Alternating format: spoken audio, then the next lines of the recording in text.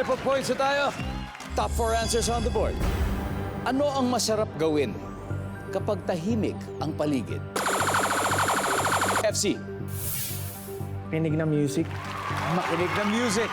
Nandyan ba si music? Yes, it is. Pero tatlo pa mo sa taas, Josh. Masarap gawin kapag tahimik ang paligid. Matulog.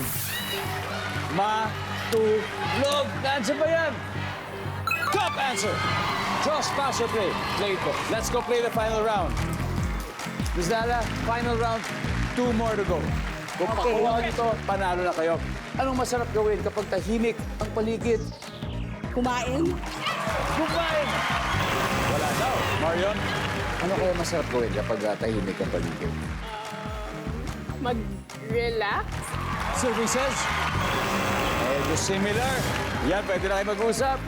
Ashley, masarap gawin pag tahimik ang paligid? Magdasal.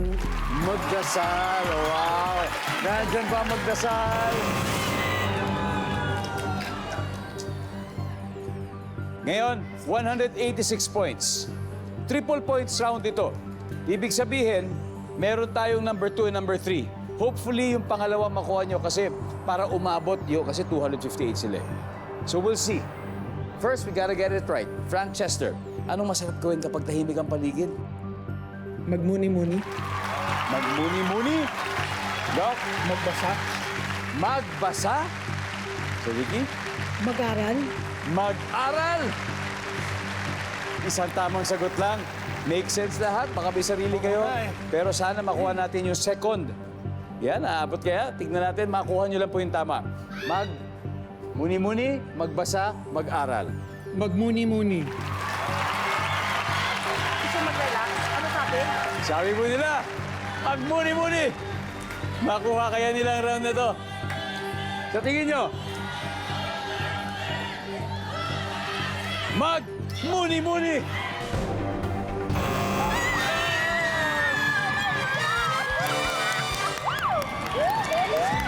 Ito, tignan natin. Doc, tignan nga natin number 2. Mag-aral. Mag-aral. And number 3.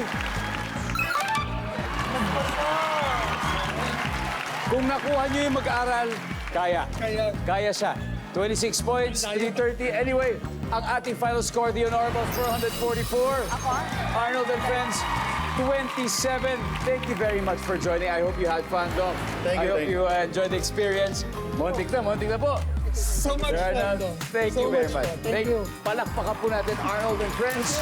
50,000 Getting all your Kapuso shows has never been this affordable. Subscribe to the GMA Pinoy Pack on YouTube TV for only $14.99 a month.